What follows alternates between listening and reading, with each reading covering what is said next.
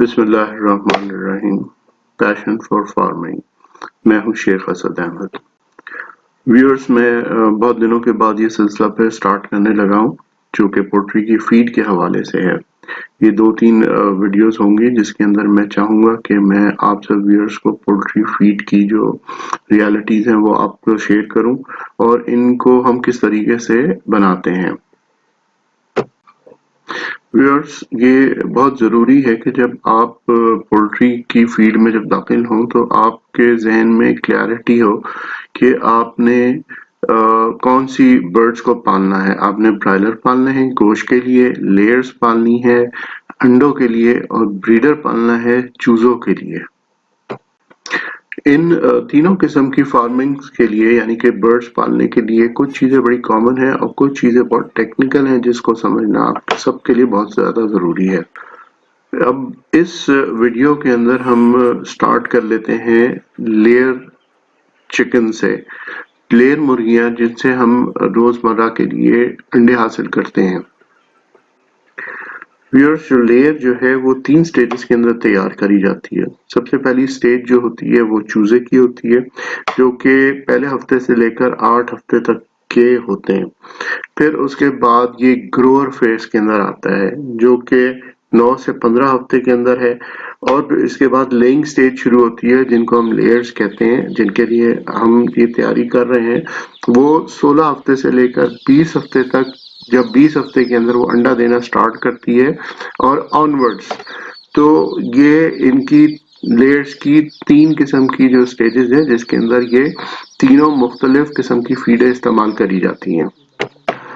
Viewers, जब आप market में जाते हैं तो डेफिनेटली आपने फीड जब परचेज करनी होती है तो आप बहुत कंफ्यूज हो जाते हैं कि जी अब कौन सी फीड ली जाए। तो उधर कुछ लोग कहते हैं जी ऑर्गेनिक है, कुछ कहते हैं जी कमर्शियल है, कुछ कहते हैं जी फला है।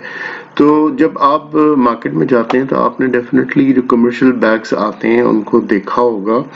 तो फीड को लेने से पहले आप ज़रूर दुकानदार को, जो शॉपकीपर है, उसको बताएं कि आपको चूजे के लिए चाहिए या बड़े मुर्गियों के लिए फीड चाहिए।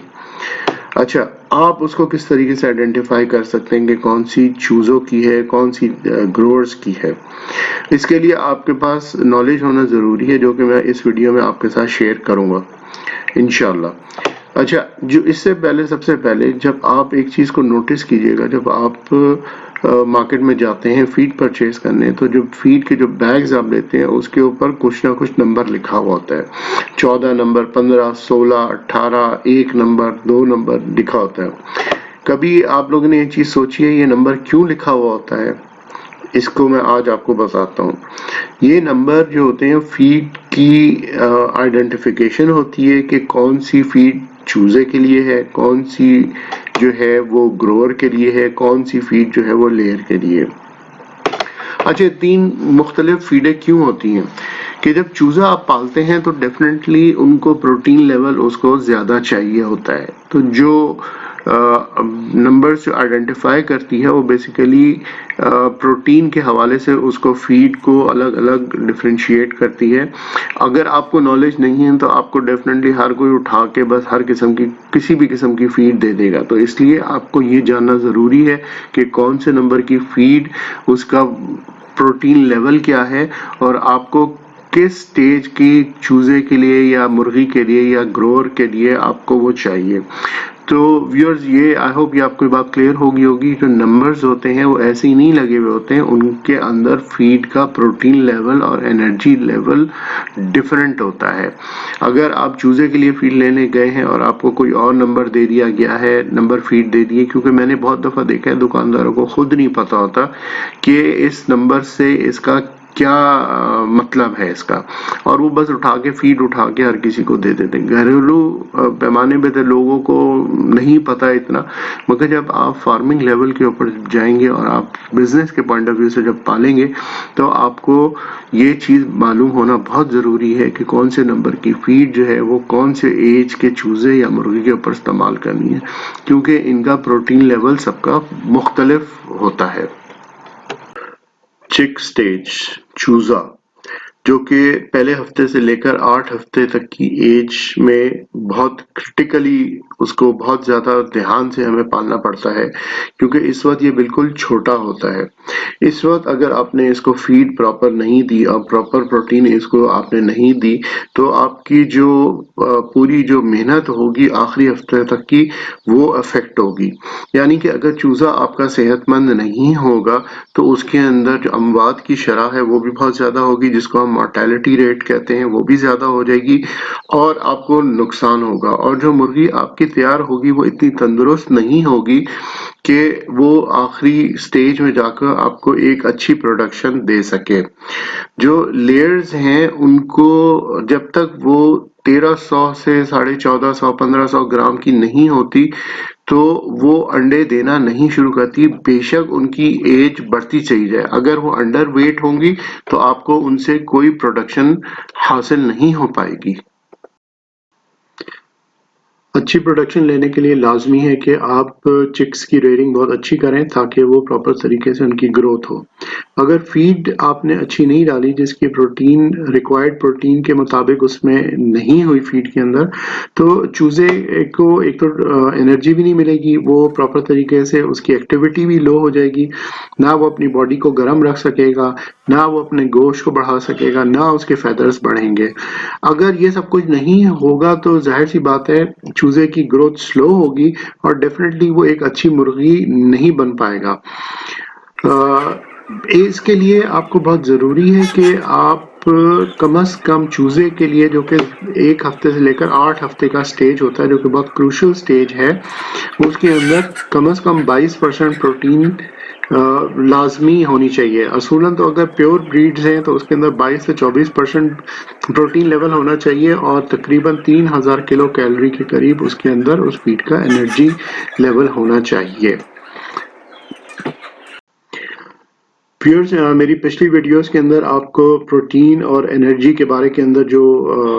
نالج ہے وہ آپ کو مل سکے گی کہ زیادہ پروٹین یا زیادہ انرجی یا کم پروٹین یا کم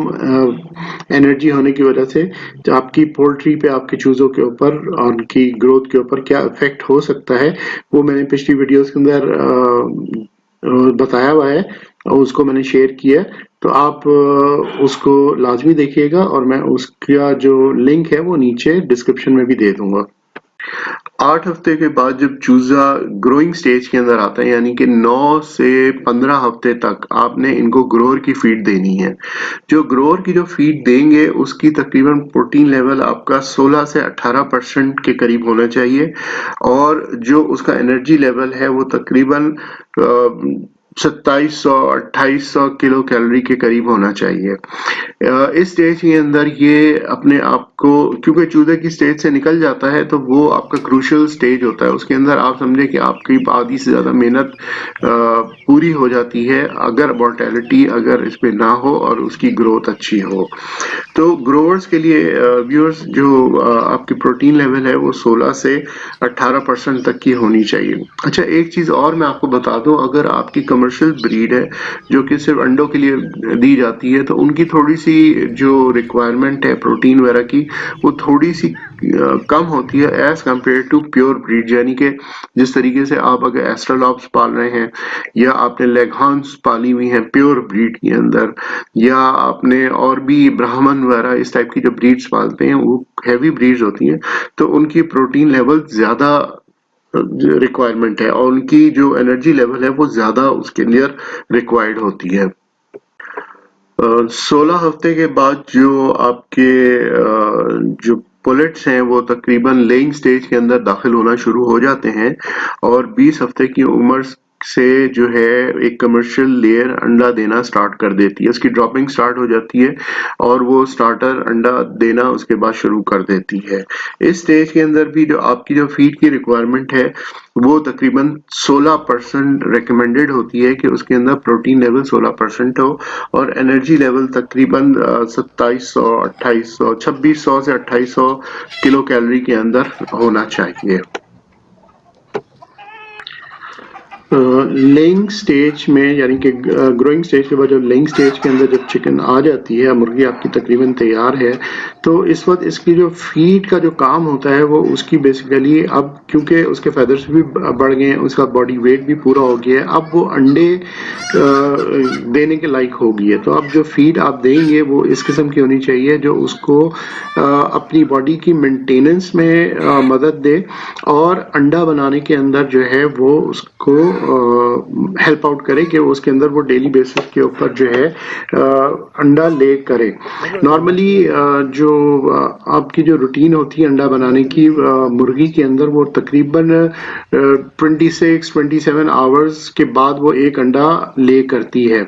तो इसलिए जो फीड दी जाती है वो